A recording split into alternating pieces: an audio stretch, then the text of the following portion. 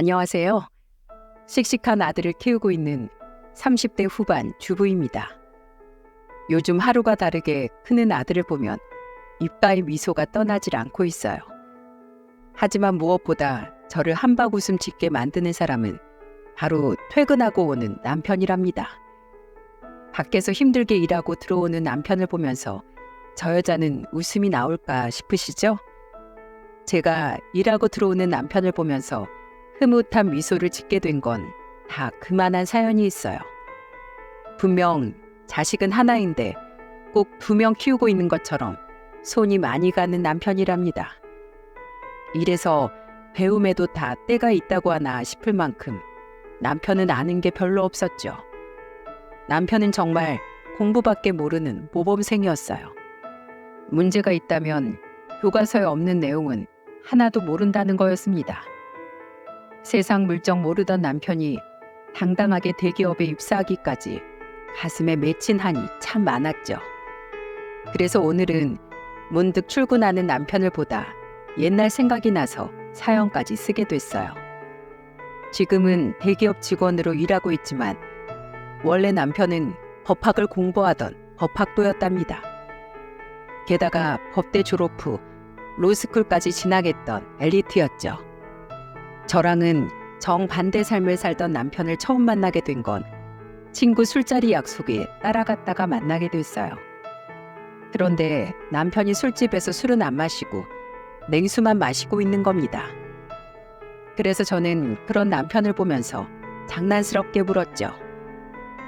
술 안 좋아하세요?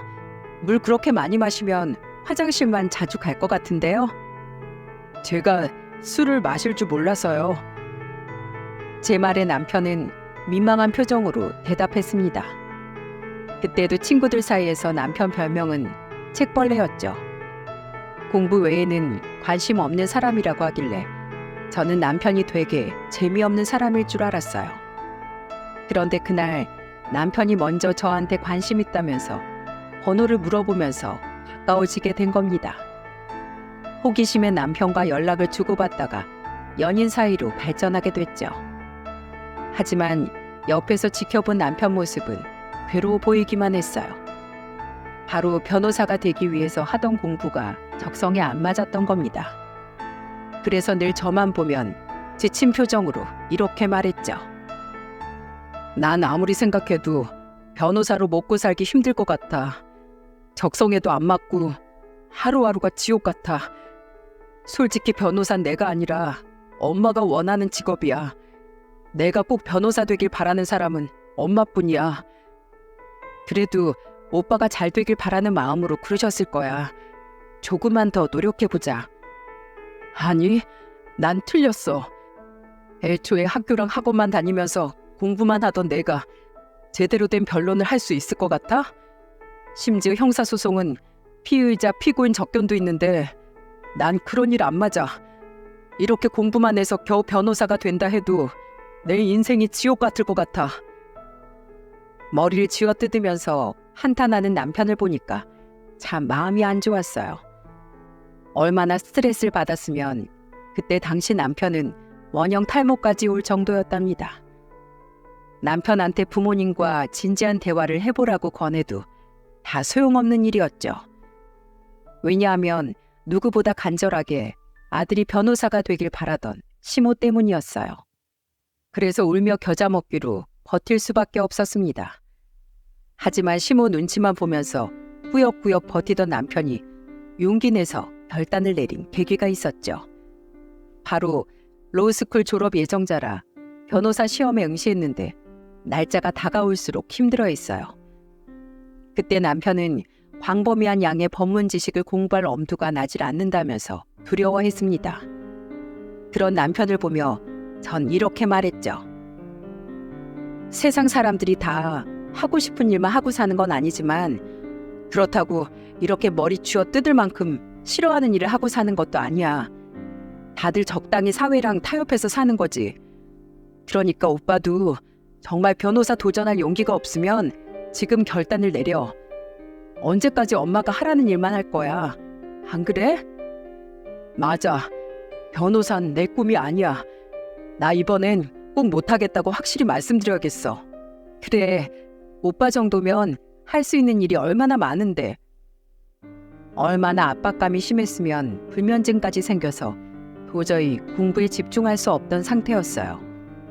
공부도 적성에 맞아야 하는 건데 이렇게 억지로 한다고 안 될 일이 쉽게 되겠습니까? 그래서 저는 이러다 로스쿨이 사람 잡겠다 싶어서 남편한테 저렇게 조언했던 겁니다. 그동안 주변에서 아무도 남편 말에 귀 기울여 주지 않아서 그저 버티던 사람이 제 말에 용기를 얻은 거죠. 하지만 남편이 로스쿨을 포기한 대가는 어마어마했어요. 시모는 자식이 부모 뒤통수를 쳤다면서 경제적 지원을 모두 끊어버린 겁니다. 그리고는 일반 회사 취업 준비를 하는 남편한테 이런 말까지 하셨죠. 밥상 다 차려줘도 제대로 떠먹지도 못하는 한심한 놈이 회사 간다고 사람 될 것 같아? 사짜 지고 포기하고 한다는 게 고작 이딴 일이냐고. 내가 너 그저 그런 회사원이나 되라고 키운 줄 알아? 네 목구멍으로 넘어가는 쌀 한 톨도 아까우니까 나가. 로스쿨 하나 포기했을 뿐인데 남편은 집안에서 완전 찬밥 취급이었어요. 그 모습을 보는 저도 마음이 참 안 좋았습니다. 왜냐하면 괜히 제가 바람을 넣어 나 때문에 그만둔 건 아닌가 싶었죠. 그래서 미안한 마음에 집밥도 못 먹고 다니는 남편을 위로하면서 이렇게 말했어요. 내가 그때 괜한 말을 해서 오빠가 이렇게 된 것 같아. 아니야. 어차피 겨우 졸업했어도 난 빵점짜리 변호사였을 거야. 차라리 포기해서 속은 시원해. 내가 옆에서 응원해줄게. 우리 같이 해보자. 저는 그때 회사를 다니고 있었기 때문에 남편을 도와줄 수 있었습니다. 그리고 집에서 밥도 못 먹고 다니는 남편을 한 번씩 저희 엄마 식당으로 데려가 같이 밥도 먹었죠. 엄마는 묵은지 삼겹살 식당을 하고 계셨는데 남편한테 밥을 차려주면서 이렇게 말했어요. 집에서 욕 많이 먹어서 배부르지? 그래도 사람은 밥을 먹어야 사는 거야. 그러니까 왜 집에 반항해서 밥도 못 먹고 다녀? 내가 우리 큰딸 남자친구를 한상 차려주는 거니까 많이 먹어. 아직 젊은데 못할 게 뭐가 있어? 어깨 펴고 앉아서 한 그릇 싹 비우고 가. 제가 몇 번 데리고 가서 그런지 엄마는 그때 남편을 아들처럼 대해주셨습니다.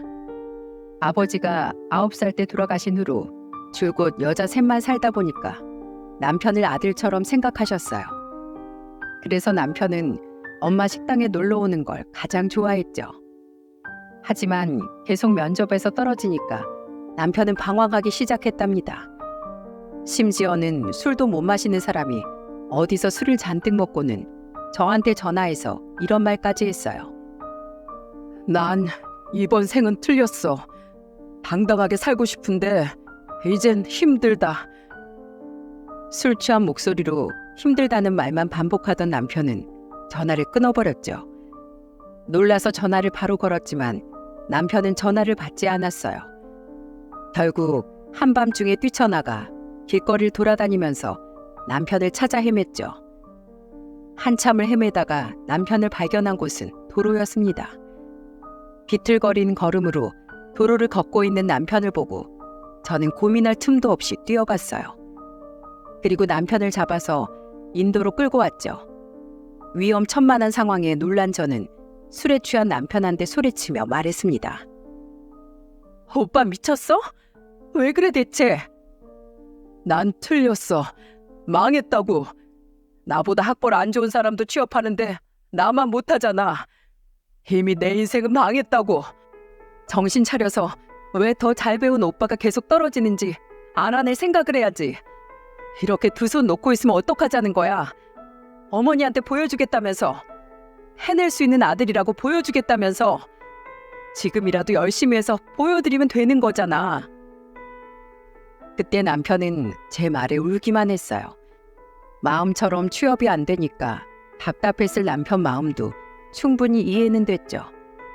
솔직히 법대 졸업생이 못할 일이 어디 있을까 싶었습니다. 그런데 언제 한번 뉴스를 보니까 일반 회사에서는 고스펙자를 부담스러워한다는 기사를 보게 됐어요. 아무래도 다른 직원들과 비슷한 일을 하게 될 텐데 스펙이 더 좋다고 해서 월급을 더 줄 수도 없는 노릇이라 꺼린다는 거죠. 그래서 남편은 어렵게 면접까지 가더라도 늘 그 결과는 불합격이었던 겁니다. 이렇게 현실을 깨닫게 된 남편은 물불 가리지 않고 일을 찾아다니기 시작했어요. 책만 읽을 줄 알던 사람이 일용직 일에도 도전했으니 발등에 불이 제대로 떨어진 거죠.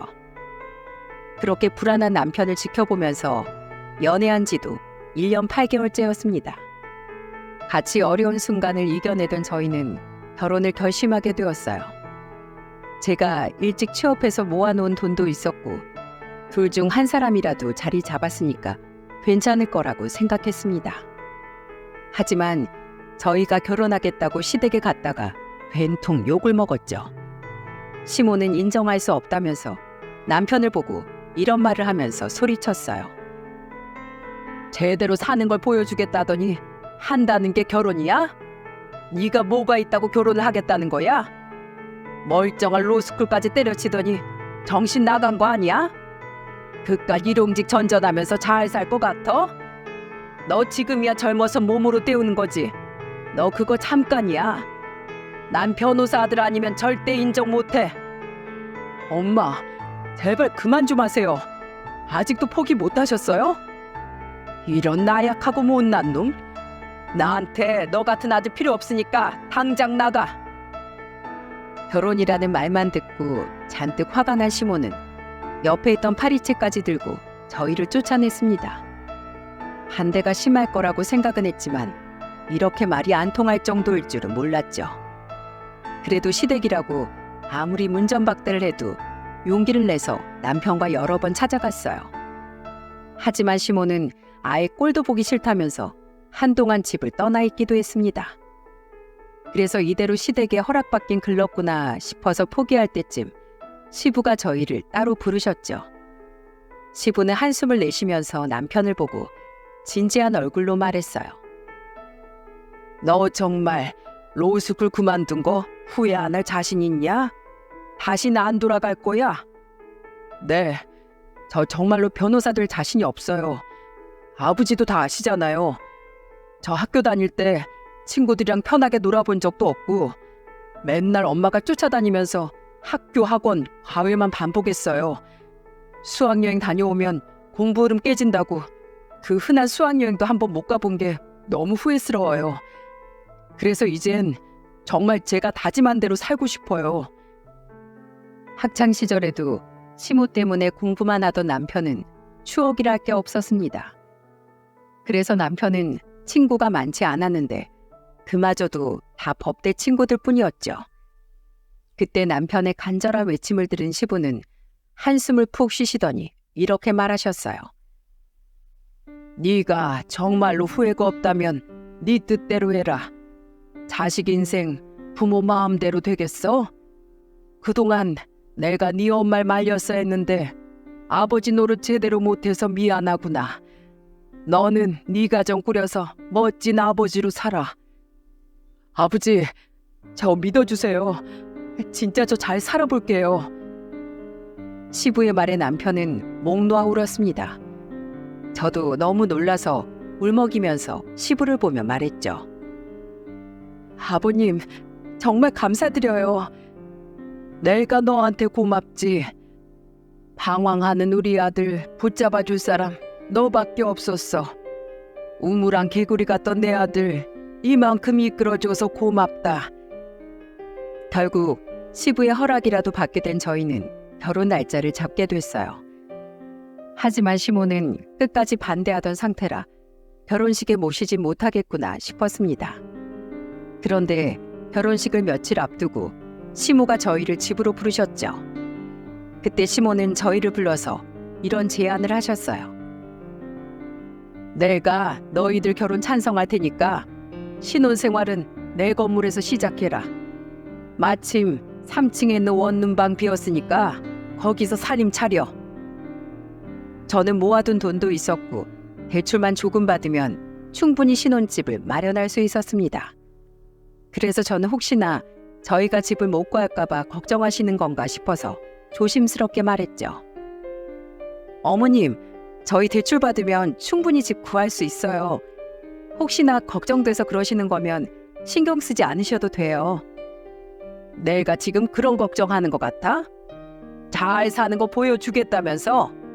그러니까 어떻게 얼마나 잘 사는지 한번 보여줘봐. 한 달에 40만 원 내. 시모의 말에 저는 당황스러웠어요.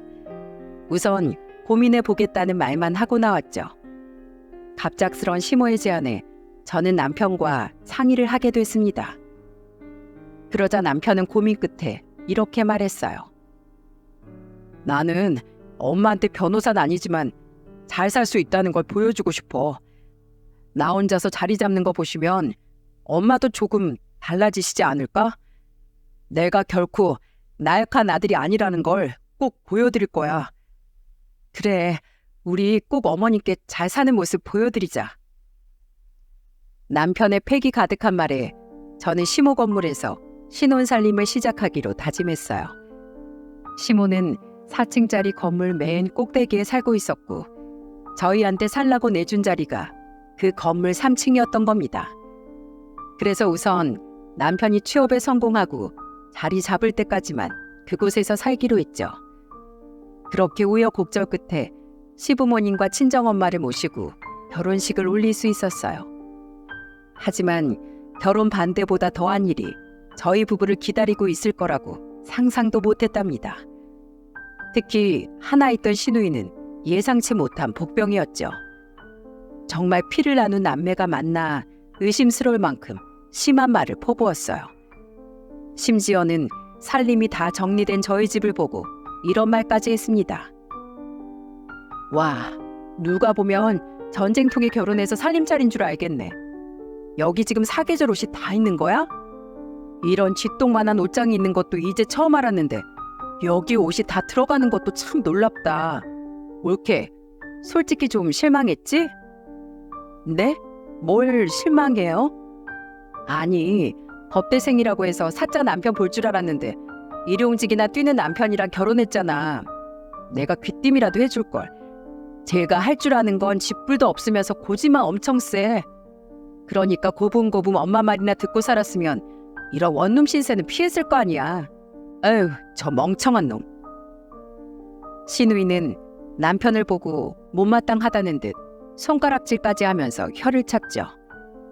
저렇게 말하는 시누이는 뭐가 달랐는 줄 아십니까?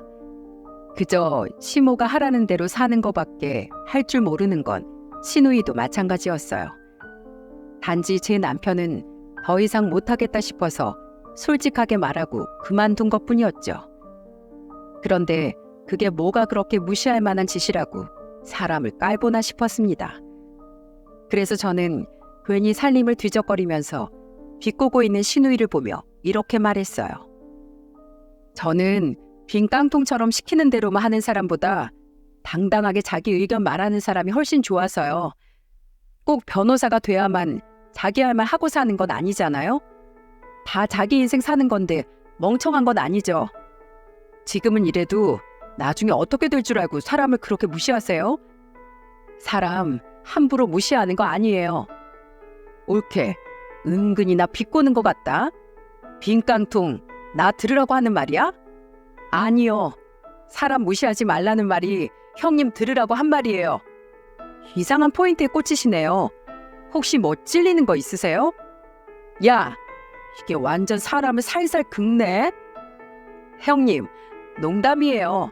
다 친해지고 싶어서 웃자고 한 거니까 너무 신경 쓰지 말고 이만 나가주세요. 쥐똥만한 원룸 치우고 살아야 넓게 쓰죠. 제 말에 시누이는 그저 절 노려보기만 했죠. 그리고는 제 말에 화가 났는지 자기가 열었던 신발장 문을 세게 닫았어요.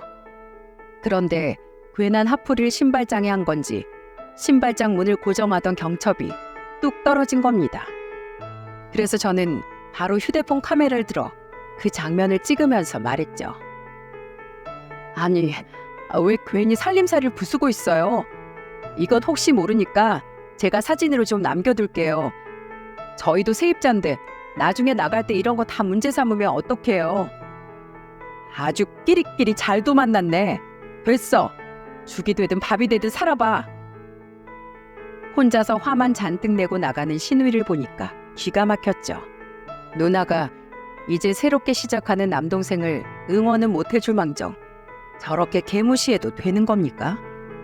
게다가 옆에 떡하니 올케인 제가 있는데도 완전히 들으라는 식으로 남편을 욕하니까 화가 나서 참을 수가 없었어요. 그때 남편이 기죽은 목소리로 이렇게 말했습니다. 당신 괜찮아? 우리 누나가 성격이 저래. 성격이 원래 저런 사람이 어딨어. 저건 잘못된 거야. 그리고 이제 가장인데 당신이 그렇게 바보같이 당하고만 있으면 어떡해? 나중에 아이 태어나고도 그럴 거야? 당신 잘못한 거 하나도 없으니까 앞으로 입 꾹 다물고 죄인처럼 있지 말고 아닌 건 아니라고 당당하게 말해. 남편은 그때만 해도 신우이만 보면 잔뜩 기가 죽어 있었죠. 그걸 가장 잘하는 신우이가 아주 대놓고 남편을 무시하고 있던 거예요. 그런데 더 어이가 없던 건 시모였습니다. 아들 새로 시작하는 거 지켜보겠다면서 항상 꼬투리 잡을 것만 찾아다니셨죠. 정말 어이가 없었던 건 짐 정리 끝내니까 뜬금없이 나타나서 문을 두드리더니 집 좀 둘러보겠다고 찾아왔을 때였어요. 매일 눈을 하고 집을 둘러보더니 저를 보고 이런 말을 하더라고요. 내가 너희들 여기 살게 했다고 완전히 허락한 거라고 생각하지 마. 월세도 밀리지 말고 정확한 날짜에 반드시 보내. 그리고 집안에서 하자 발견되면 너희 보고 고쳐놓고 나가라고 할 거니까 명심해. 세입자답게 집 깨끗하게 써라. 이럴 거면 대체 왜 저희를 원룸에서 시작하게 한 건지 이해가 안 갔죠. 그리고 그때 시모가 얼마 전 신우이가 망가뜨린 신발장 문을 본 거예요. 그리고 그걸 본 시모가 아주 잘 걸렸다는 표정으로 저를 보고 소리쳤습니다.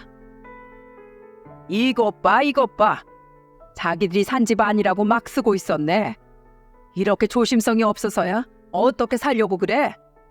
내가 원룸에서 시작하라고 집을 마련해줘도 멀쩡한 신발장이나 부셔먹고 있는데 대체 뭘 하겠다는 거야? 생각이 있는 거야, 없는 거야? 사람이 살다 보면 그 정도 실수도 할 수 있는 거죠. 그게 그렇게 잘못된 거예요? 얘 좀 봐. 이런 데서 사람 됨됨이가 나오는 거야. 이 문짝이 떨어졌으면 바로 나한테 말을 했어야 될 거 아니야? 어디서 안 그런 척하고 가만히 있어? 내가 안 봤으면 말도 안 하려고 그랬지? 가만 보면 말 잘 듣는 내 아들 꼬셔낼 때부터 얘가 인성이 이상했어. 이래서 세입자가 잘못 들어오면 집이 다 망가진다니까. 시모는 떨어진 문을 보고 화를 내더니 저한테 이상한 애라면서 화를 냈죠. 그 모습을 보니까 신우이가 문 떨어뜨렸을 때 사진 안 찍어뒀으면 다 뒤집어 썼겠구나 싶더라고요. 계속 투덜거리는 시모한테 그 사진을 보여주면서 말했습니다. 그 문 형님이 박살낸 거예요. 제가 이 상황 그대로 알려드릴까요? 어제 대뜸 와서 남편이 할 줄 아는 거 쥐뿔도 없고 고집만 센 사람이라고 저한테 말해주러 오셨거든요. 뭐? 아니 그게 무슨 소리야? 어제 형님이 남편 무능력하다고 직접 생생하게 말해주고 갔거든요. 혹시나 해서 찍어둔 건데 정말 잘 됐네요. 어머님 애타게 찾는 문짝 부수고도 모른 척하는 인성 됨됨이가 안 된 사람 바로 형님이에요. 다른 사진도 많이 찍어뒀으니까 혹시나 저희 나갈 때 문제되는 부분 있으면 꼭 말해주세요. 제가 이렇게 말하니까 시모는 벙찐 표정이었죠. 그런데 그때 뒤이어 들어온 남편이 시모를 보고 깜짝 놀랐어요. 그러자 시모는 갑자기 남편을 보고 이렇게 말했습니다. 넌 또 면접 보고 와? 대체 그놈의 일용직은 언제까지 할 거냐? 제가 지금 여기서 계획 말하면 다 듣기나 하실 거예요? 그리고 저희 엄연한 세입자인데 미리 전환하고 오신 거예요? 뭐? 내 건물인데 내가 왜 못 와? 세입자 보호법에 세입자 괴롭힘과 부당한 요구에 대한 보호도 내포된 법인데 그건 알고 계세요? 여보, 우리 엄마가 미리 전화하고 오셨어? 남편의 말에 저는 제가 본 그대로 말했죠. 갑자기 내려오셔서 문 두드리시더니 문 열라고 막 소리치셨어. 그렇죠, 어머님? 이것들이 진짜 내가 너희들 얼마나 잘 사나 두고 볼 거야. 제 말에 시몬은 황당한 표정을 짓더니 어이가 없다면서 나갔어요. 그때 저는 남편의 달라진 모습에 엄지까지 들고 칭찬했습니다. 그렇게 남편은 조금씩 자신감을 되찾고 있었죠. 하지만 겨우 찾은 희망도 차가운 현실 앞에서는 아무런 힘이 없었어요. 한 번은 남편이 마지막 최종 면접이었던 임원 면접까지 갔던 적이 있었죠. 거의 최종이나 다름없는 단계라 남편은 잔뜩 기대했지만 결국 최종 불합격이었습니다. 그런데 제가 임신 초기였을 때라서 남편은 꼭 합격하겠다며 의지를 불태우던 때였어요. 남편은 최종 불합격인 걸 알고 의기소침해 있었죠. 근데 이 사실을 알게 된 신우이가 위로는 못할 망정 남편 속에 불을 지르는 말을 했습니다. 꼴 보니까 또 떨어졌나 봐. 대한민국에 있는 회사에 이력서 한 번씩 다 돌려보려고? 아주 너 모르는 회사가 없겠는데? 그만해. 나 오늘 누나랑 이럴 기분 아니야. 꼭 실력도 없고 능력도 없는 것들이 자존심만 부리더라. 너 같은 건 애초에 법대를 간 거 자체가 기적인데 꼴에 뭐나 되는 줄 알았나 봐. 솔직히 지금 너 고졸만도 못해. 알기나 해? 졸업하자마자 공장이라도 취업했으면 돈이라도 벌었겠지. 엄만 또 무슨 죄야? 너 때문에 비싼 학비나 손해봤네. 투자를 했으면 돈이라도 벌었을 텐데 지가 이렇게 밑바닥을 쥐게 될 줄 누가 알았을까? 그 입 닥치라고 했지? 소란스러워서 나가보니 남편은 잔뜩 화가 난 목소리로 신우이한테 소리를 지르고 있었어요. 그날 저는 잔뜩 화가 난 남편을 달래느라 진땀을 뺐습니다. 평소였으면 이렇게 화내지도 않았을 텐데 그때 남편은 이성적인 판단을 할 수 있는 상태가 아니었죠. 그래서 한동안 이력서도 넣지 않고 일용직으로 일만 하러 다녔어요. 저는 육아휴직 중일 때라 남편을 돕고 싶어도 도울 수가 없었죠. 그런데 사람이 뭐든지 급하게 마음을 먹으면 안 하던 실수도 하게 된다고 하지 않습니까? 그 무렵 신우이가 긁어대는 바가지에다가 제 임신까지 겹치면서 남편은 큰 실수를 하고 말았어요. 어느 날 아르바이트를 다녀온 남편이 저한테 당당한 목소리로 이런 말을 했습니다.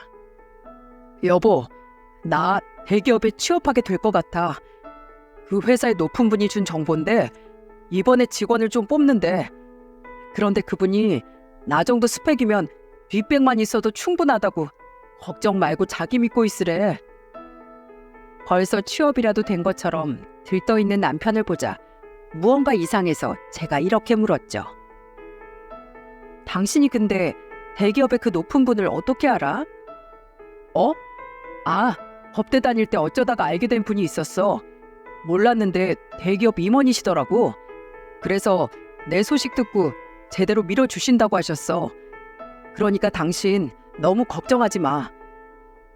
어딘가 미심쩍었지만 남편이 없는 말 할 사람도 아니라 저는 그냥 믿었어요. 그 후 남편은 면접 준비로 정신이 없었습니다. 그런데 아침에 번듯하게 차려입고 면접 보러 간 남편은 한밤중에 잔뜩 취해서 들어왔죠. 심지어 건물 앞에 널브러져 있던 남편을 시모가 발견해서 끌고 올라온 거예요. 시모는 남편을 집안에 눕히면서 이렇게 물었습니다. 아침에 면접 보러 간다고 나간 놈이 왜 잔뜩 취해서 온 거야?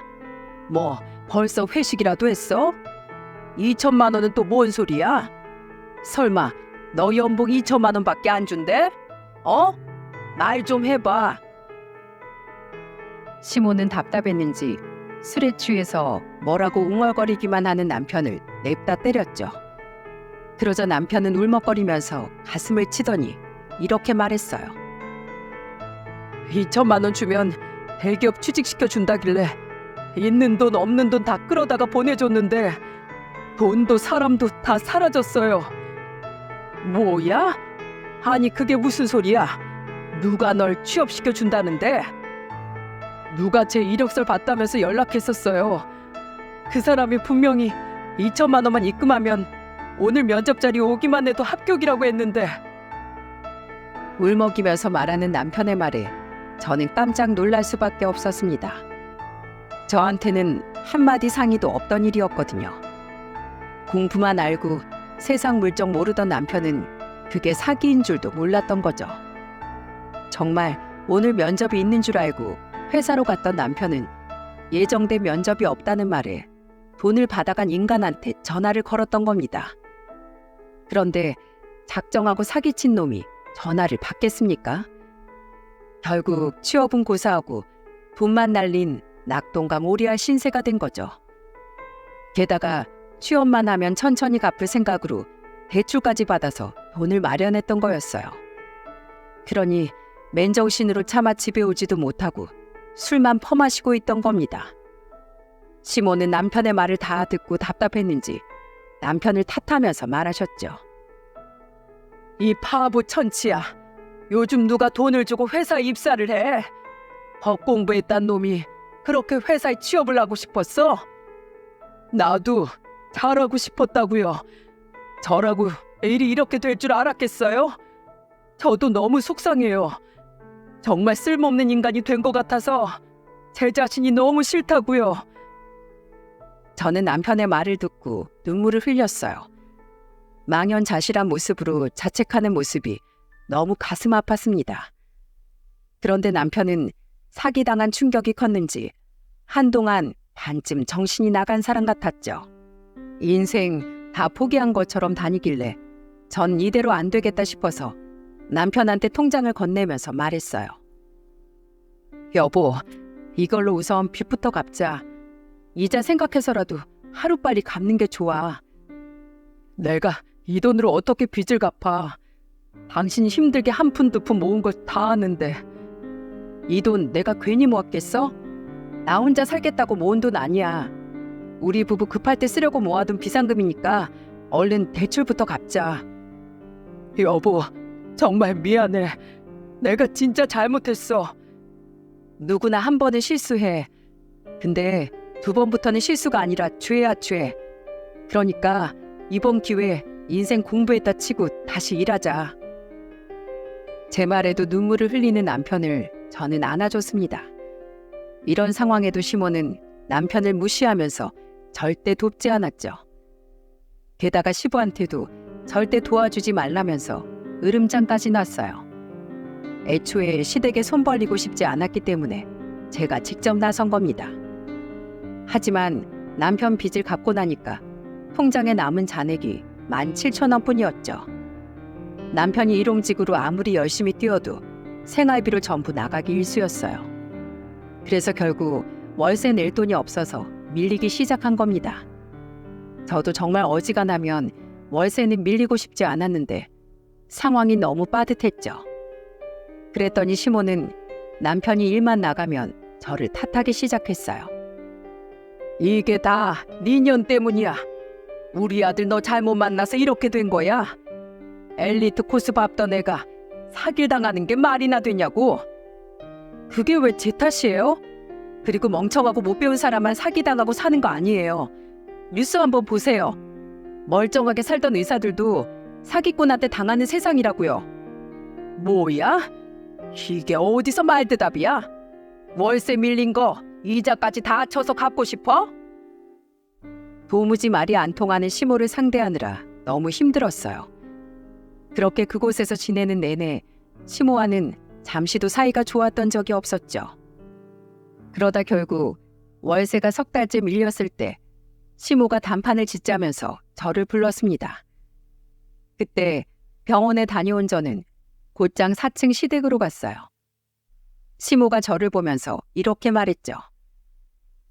내가 아무리 생각해도 내 아들은 포기 못하겠어. 너 같은 애 필요 없으니까 당장 120만 원 내놓든지 돈 없으면 집 나가. 빚 갚느라 돈 다 썼는데 돈이 어딨어요. 그리고 갑자기 저희가 어딜 가요? 너 혼자 나가라고. 내 아들은 내가 책임질 거야.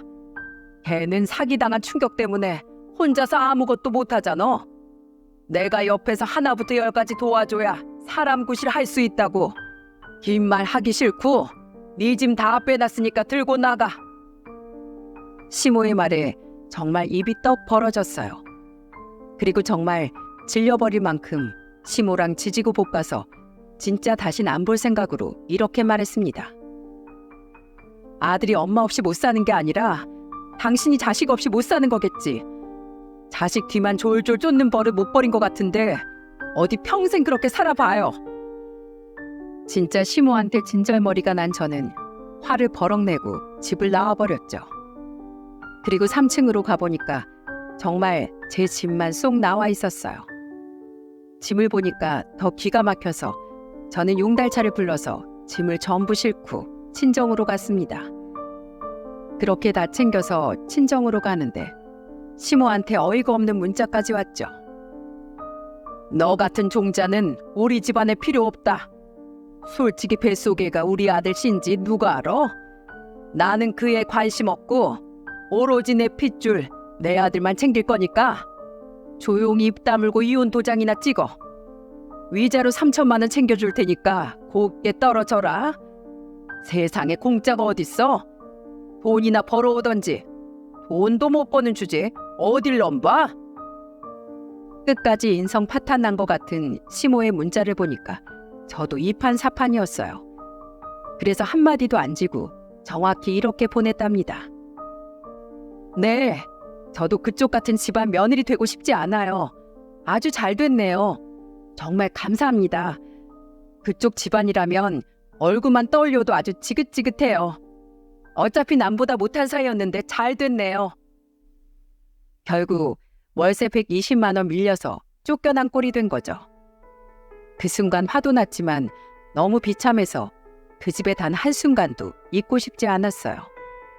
심지어 남편 얼굴도 꼴보기 싫어서 무작정 짐을 싹 다 챙겨 나온 겁니다.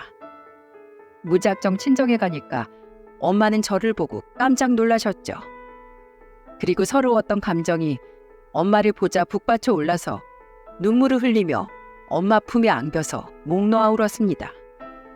겨우 울음을 그친 저는 엄마한테 그동안 있던 일을 전부 털어놨어요.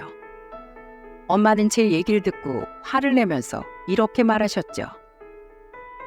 이놈의 집구석 한 놈이라도 걸리기만 해봐. 그런데 호랑이도 제 말하며 온다더니 집에 갔던 남편이 제가 시모한테 쫓겨난 걸 알고 달려온 겁니다. 엄마는 남편인 걸 확인하고 밖으로 나가서 소리쳤어요. 여기가 어디라고 와? 장모님, 죄송합니다. 여보, 내가 잘못했어. 남편은 저와 엄마 앞에서 무릎을 꿇고 싹싹 빌었죠.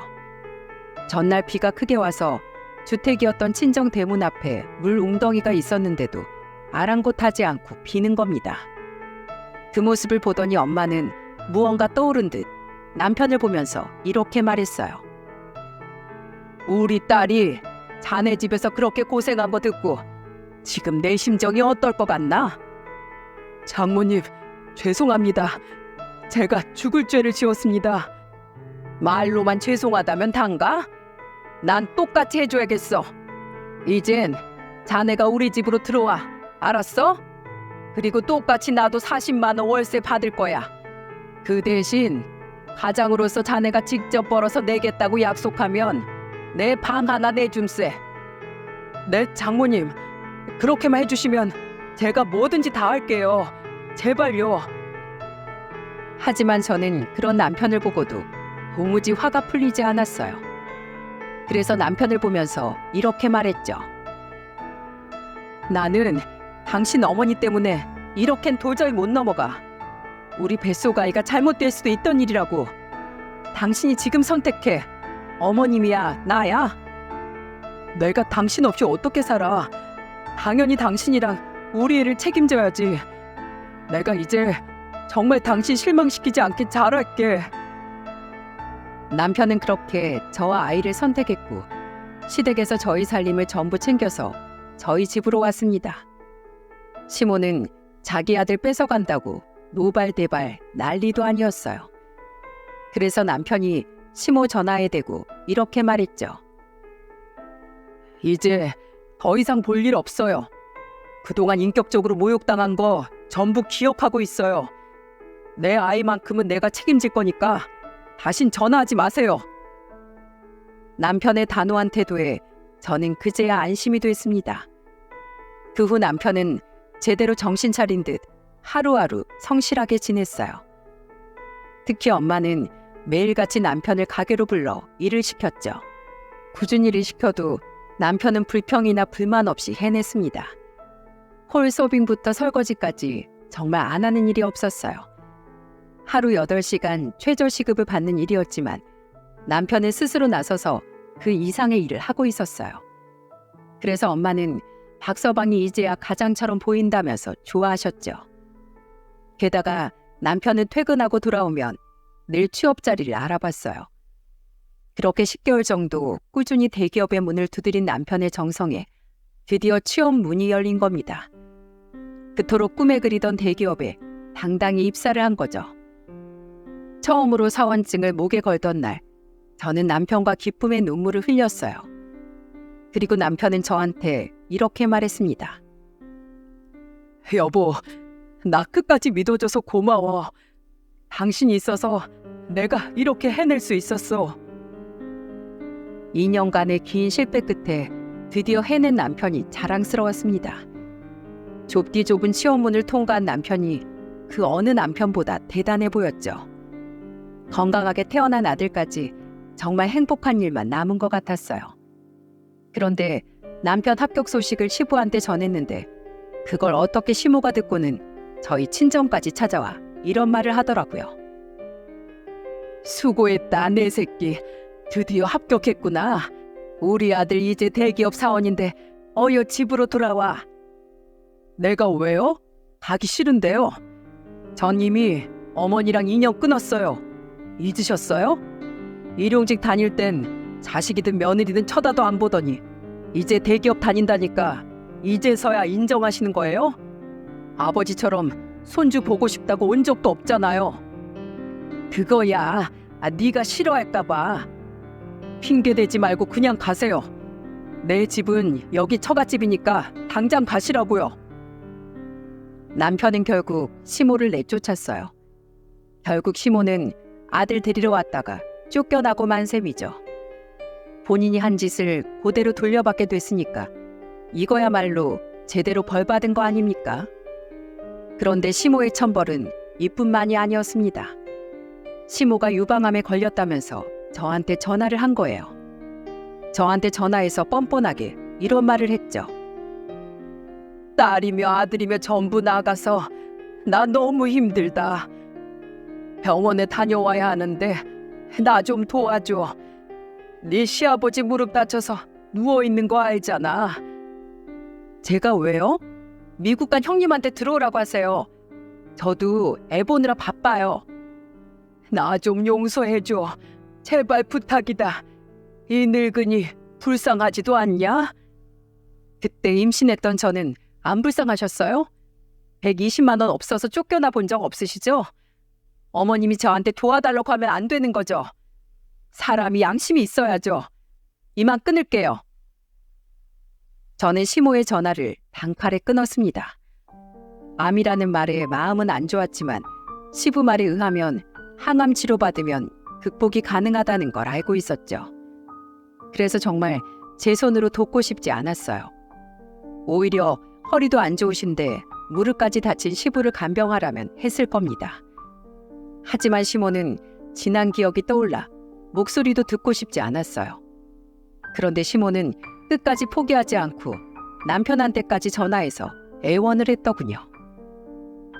내가 너 구박했으니까 입사한 거 아니야. 그럼 당연히 이 애미한테 효도를 해야지. 효도요? 그럼 그게 다 자식 위한 거라고요? 자식한테 쓰레기 같은 인간이라고 하는 부모 본 적 있으세요? 저는요, 엄마가 아니라 아내 덕분에 이렇게 사는 거예요. 나중에 장례식은 찾아뵐게요. 그러니까 생전엔 서로 보지 맙시다. 모질게 말한 남편은 전화를 끊고 눈물을 흘렸습니다.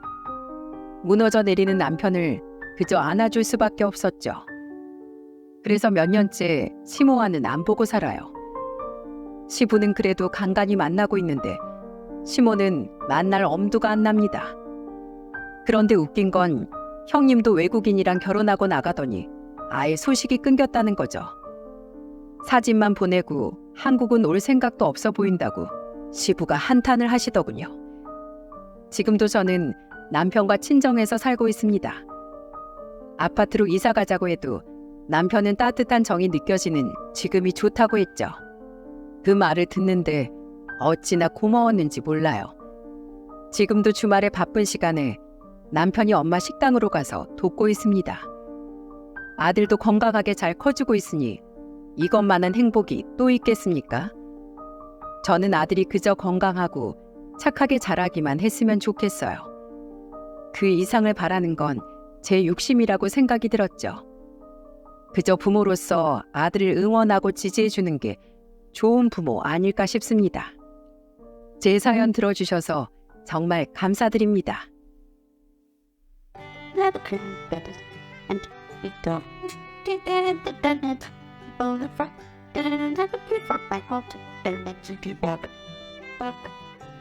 Bye.